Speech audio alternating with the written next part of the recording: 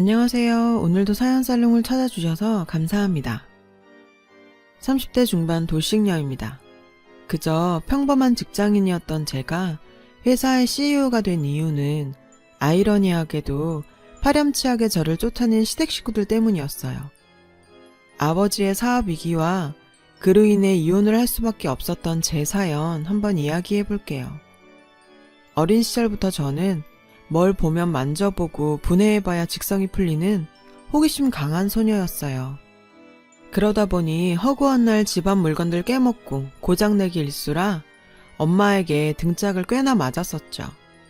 사실 제가 이런 성향을 가지게 된 건 전부 발명왕이신 저희 아빠 영향이 컸는데요. 제 기억 속의 아빠는 항상 새롭고 신기한 물건들을 만들어내셨어요.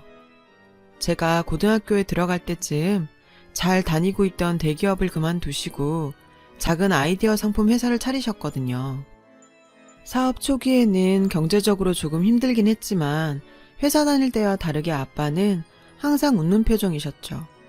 그런 모습이 정말 보기 좋았는데요. 아빠도 좋아하는 일을 하다 보니 밤새는 줄도 모르고 개발에 매진하셨어요. 회사 설립 3년 만에 연매출 10억을 낼 만큼 건실한 회사가 되었어요. 회사가 자리 잡고 경제 사정이 조금 나아지자 아빠는 저를 부르셔서 제 진로에 대해 이야기하게 되었습니다. 미나야, 나는 네가 좀 더 큰 물에 가서 세상을 넓게 보는 아이로 컸으면 좋겠구나. 아빠는 저에게 학교 공부하라는 소리는 한 번도 하신 적 없었어요. 하지만 제가 살아갈 시대는 글로벌 시대라며 외국어 공부의 필요성을 어릴 때부터 말씀하셨었죠. 특히 중국이 강대국으로 떠오를 거라며 중국어를 배울 것을 강조하셨던 덕에 중국어 하나만큼은 자신 있었던 저는 대학을 중국어로 가게 되었어요. 중국에서의 다양한 경험은 제 인생에 정말 큰 자산이 되었습니다. 4년간의 유학생활을 마치고 돌아온 저는 무역회사에 입사하게 되었어요. 당시 중국과의 무역이 활발해지던 때라 제 중국어 능력은 회사에서 꼭 필요한 부분이 되었어요. 창립 이래 최연소 여성 팀장 자리까지 오르게 되었죠. 하지만 그런 고속 승진이 마냥 좋은 것만 있는 건 아니었어요. 너무 빠른 승진 덕에 회사 내에 저를 시기 질투하는 사람들이 꽤나 있었거든요. 김미나 팀장 정치질에서 그 어린 나이에 그 자리까지 갔다더라. 빼기는 낙하산이라더라. 등등 근거도 없는 루머들을 퍼뜨렸고 마땅히 해명할 기회도 없이 소문은 마치 사실처럼 굳어진 부분이 많았어요.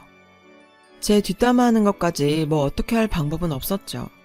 어린 나이에 팀장을 달았다는 이유로 은근히 따돌림을 당하던 저에게 힘이 되어준 사람이 한 명 있었어요. 팀장님 밑에 직원들이 어린 상사 모시려니 볼멘소리 하는 거예요. 그냥 시기 질투다 생각하고 흘려 들으세요.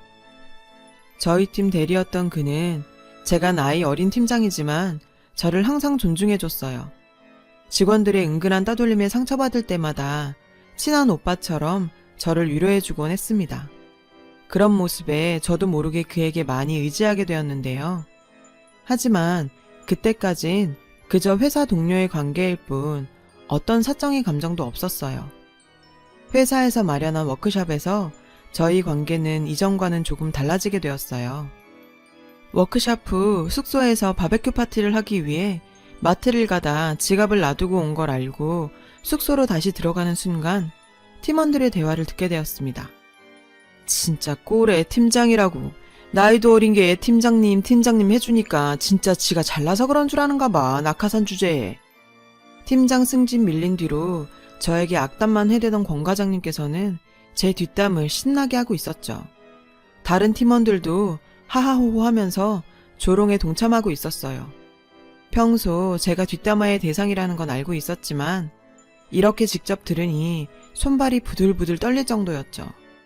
쏟아지는 눈물을 꾹 참으며 지갑을 가지러 들어가려는 순간 누군가 소리를 버럭 질렀는데요. 사람 없는 데서 이렇게 뒷담화하는 거 부끄럽지 않으세요? 솔직히 말해서 김 팀장님이 능력 있고 일 열심히 하는 건 사실이잖아요. 그러니까 회사에서도 입사도 훨씬 빠른 권 과장님 제끼고 팀장으로 뽑으신 거고요. 제 말이 틀려요?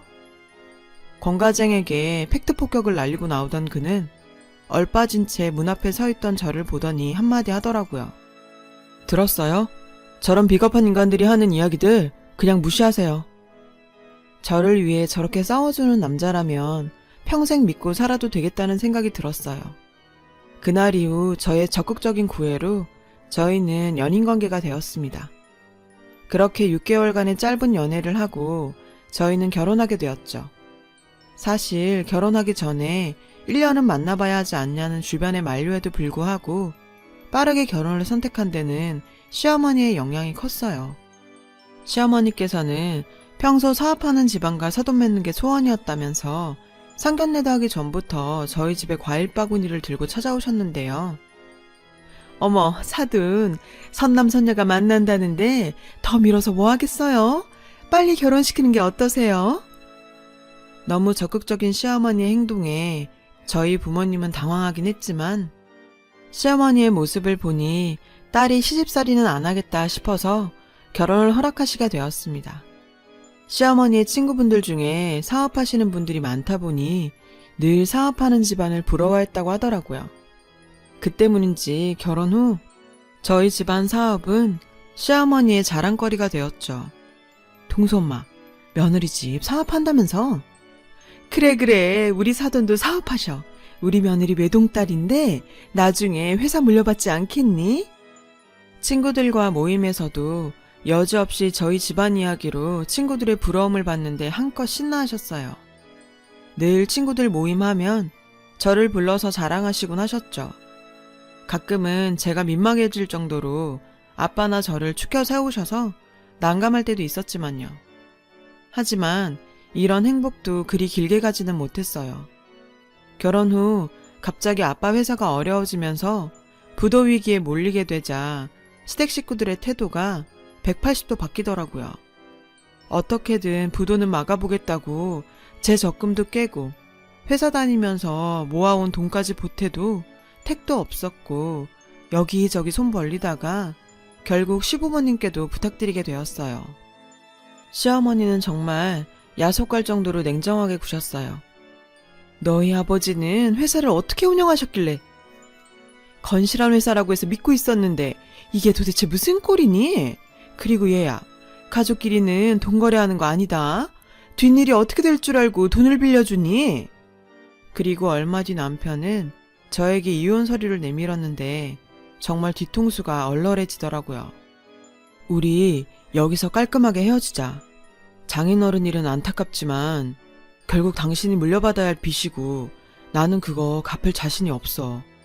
자기야, 우리 아빠 그렇게 쉽게 무너지실 분 아니야. 회사 정리하면 빚이란 게 생길 이유도 없고 말이야. 이렇게 어려울 때 당신까지 왜 이래. 가족이면 힘들 때 옆에 있어줘야 하는 거잖아. 안 그래도 머리가 복잡해 죽을 지경이었는데 남편이 이혼 통보는 저를 무너지게 만들었습니다. 뒤이은 시어머니의 잔인한 진심을 듣고 나니 이혼하지 않을 수가 없었어요. 얘야, 물 빠지는 난파선에 함께 타고 있자는 건 너무한 거 아니니? 내가 우리 동수랑 너 결혼시킨 가장 큰 이유가 너희 아버지 회사였는데 지금 이 꼴난 거는 우리도 피해자야, 피해자. 더 이상 남의 집안 바지가랑이 붙잡지 말고 이혼 도장 찍어. 참, 드라마에서도 이런 상황은 듣도 보도 못했는데 아빠 사업 문제로 힘들어하는 며느리 곁에서 힘이 되어주지는 못할 망정 자기 집안에 피해 끼치지 말고 이혼하라니. 어려운 상황이 되어보니 누가 진짜 내 편이고 남의 편인지 알 수 있더군요. 저는 두말 없이 이혼 서류에 도장 찍었어요. 그렇게 저는 결혼 2년 만에 쫓겨나듯이 이혼하게 되었죠. 회사 문제만으로도 스트레스 받고 있던 아빠는 자신 때문에 딸이 이혼했다고 자책하시며 힘들어하셨고요. 정말 저렇게 두다간 무슨 큰일이라도 날 것 같아서 아빠 옆에서 힘이 되어드리기 위해 앞날이 보장되었던 회사 생활을 정리하고 아빠 일을 돕기로 결정했어요. 퇴사 이후 아빠 옆에서 일을 시작했습니다. 어찌어찌 부도 위기는 넘겼지만 정말 막막하기 그지없었어요.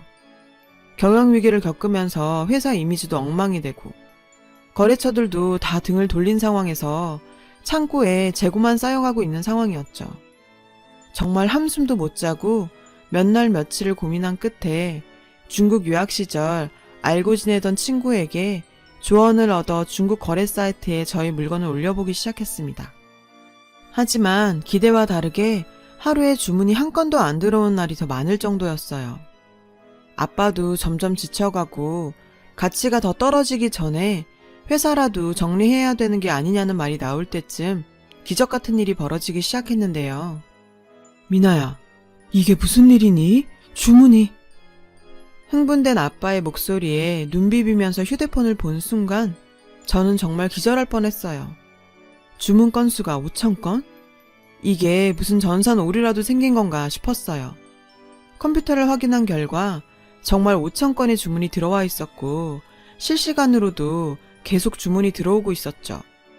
자초지종을 알아보니 중국에서 인기 있는 SNS 스타가 한류 덕에 저희 제품을 소개한 것이었어요. 광고비 한 푼 안 쓰고 중국 전역에 알려지게 되었는데 정말 사람 인생 운칠기삼이라더니 창고에 가득 쌓여있던 재고는 3일도 안 되는 시간에 동이 나버렸습니다. 저희 공장 생산력으로는 도저히 감당하기 어려울 만큼 주문이 밀려들었어요. 이런 천재일우의 기회를 놓치고 싶지 않았던 저는 아빠와 고민 끝에 현지에서 직접 생산할 공장을 섭외하기 위해서 중국으로 날아갔어요. 한국도 아닌 중국에서 갑작스럽게 공장을 섭외하는 건 쉬운 일이 아니었지만 저는 중국에서 관씨가 얼마나 대단한 힘을 가진지 알고 있었죠. 대학 동기부터 모임하던 친구들에게까지 연락을 싹 돌렸습니다. 친구들이 정말 자기 일처럼 도와준 덕분에 적당한 단가에 생산해줄 공장을 섭외하였고 본격적으로 생산을 시작했어요. 그 결과는 그야말로 대박이었어요. 정말 중국의 14억 인구의 힘은 대단하다는 걸 또 한 번 느끼게 되었던 것이 아빠 회사가 최전성기에 벌던 1년 매출을 한 달이면 벌 만큼 중국에서 큰 성공을 거두게 되었어요. 연 매출 100억을 찍는 날 아빠께서 본인은 제품 개발에만 힘쓰겠다며 회사 경영을 저에게 물려주셨고 저는 33살의 나이로 회사 CEO가 되었는데요. CEO가 된 후 제 삶은 1년의 반 이상은 중국에서 보낼 만큼 바쁜 생활을 했어요. 어느 날 아버지 생신에 맞춰서 한국으로 돌아온 저는 선물을 사러 백화점을 들렀는데 익숙한 누군가가 저를 부르더군요. 너 혹시 미나니? 어머, 오랜만이구나. 돌아본 그곳엔 전 시어머니와 젊은 여성분 한 분이 서 있었어요. 아, 네, 오랜만이네요. 너는 아무리 전 시어미라고 해도 그런 떨떠름한 태도는 뭐니? 행색을 보아하니 너희 아버지 회사 망하고 고생 좀 한 것 같구나. 인사해라. 이번에 동수랑 재혼하게 될 내 새며느리다. 제가 공항에서 바로 나와서 추리링에 모자 푹 눌러 쓰고 갔었거든요. 저를 위아래로 훑어보더니 기어코 악담 한마디 하시는 거예요. 왜 전남편 재혼 상대까지 인사를 시키는 건지. 저런 인간 더 이상 상대하기 싫어서 무시하고 지나가려는데 둘이서 저를 보면서 낄낄대면서 웃는 모습을 보니 참을 수가 없더라고요. 에휴, 당신 같은 인간이랑 다시 말하기 싫어서 그냥 지나가려고 했는데 아가씨, 이 인간들이 어떤 인간들인 줄 알고 결혼하려는 거예요? 내가 왜 그 남자랑 이혼한지 이야기 안 해주던가요? 그건 그쪽이 바람피다 걸려서 쫓겨난 거 아니에요? 염치가 있으면 사람이 그러면 안 되죠. 무슨 뚱딴지 같은 소린지. 내가 바람을 펴? 혹시 그쪽 집도 사업해요? 이 아주머니 사업하는 집안 엄청 좋아하는데 우리 아빠가 자수성가해서 존경스럽니 뭐니 하더니 회사 조금 어려워지니까 바로 피해주지 말고 이혼하라던데요. 그래서 이혼했어요. 제가 염치 없을 일 있나요? 제 이야기를 듣더니 그 아가씨의 얼굴은 당황한 듯 울그락불그락 했어요. 전 시어머니 역시 당황한 듯 자리를 뜨려고 하더라고요. 너 지금 무슨 소리 하는 거니? 지금 너희 회사 망했다고 우리 아들한테 누명 씌우는 거니? 얘야, 가자. 잠깐만요. 어딜 가시게요? 제 이야기 아직 안 끝났어요. 사람 불러 세웠으면 그 사람 얘기도 들어야죠. 나 당신한테 고마운 거 있어요. 당신들 덕에 제가 이렇게 살고 있으니까요. 여기요. 제 명함이에요. 대표 이사직이 박힌 제 명함을 건네자 놀란 토끼눈이 되더니 말까지 더듬거렸는데요. 대표이사? 네가 어떻게 해? 너희 회사 망한 거 아니었니? 내가 분명 확인했을 땐 회사 이름도 없어졌던데? 당신 아들이 얘기 안 하던가요? 저 아버지 회사 물려받아서 이름도 바꾸고 중국으로 진출해서 사업 잘하고 있네요. 안타까우시겠어요. 그렇게 꿈꾸던 CEO 며느리를 자기 손으로 내쫓았으니. 안 그래요? 손까지 부들대면서 서 있는 그 여자의 모습을 보고 있으니 정말 속이 후련해지더라고요. 그리고 당신 아들 나한테 전화 좀 그만하라고 해요. 뭘 후회하고 있니 많이 엄마 때문에 자기 인생 망쳤니 뭐니 하면서 자꾸 전화해야 되는데 결혼 앞두고 예비 신부한테 예의가 아니죠. 제 말이 꽤나 충격적이었는지 그 여자분은 붙잡는 전 시어머니를 내팽겨치고 그냥 가버리더라고요. 그분도 나중에는 저한테 고마워할 거예요. 저딴 집안이랑 안 엮이게 해준 걸 말이에요. 저 인간들에게 배운 건 한 가지 있어요. 잘 나갈 때 살랑살랑 거리는 사람이 내 편이 아니라 어려울 때 내 옆에 있어주는 사람이 진짜 내 편이라는 거요. 사람이 정말 염치도 없는 건지 아들 한 번, 시모 한 번 전화를 해대는 통에 번호를 바꿔야 하나 고민까지 들 정도입니다. 이혼 후 나만 잘 살면 된다고 복수하고 싶은 마음은 없다고 생각했는데 그래도 그렇게 만나 내가 잘 살고 있다는 걸 보여주고 나니 가슴 한켠에 먹먹하던 무언가가 없어진 기분이에요. 저도 그렇게 하고 싶은 마음이 알게 모르게 있었나 봐요. 이제 정말 훌훌 털어버리고 아빠와 같이 다시 한번 제 인생을 시작해 보렵니다. 긴 이야기 들어주셔서 감사합니다. 복 받으실 거예요.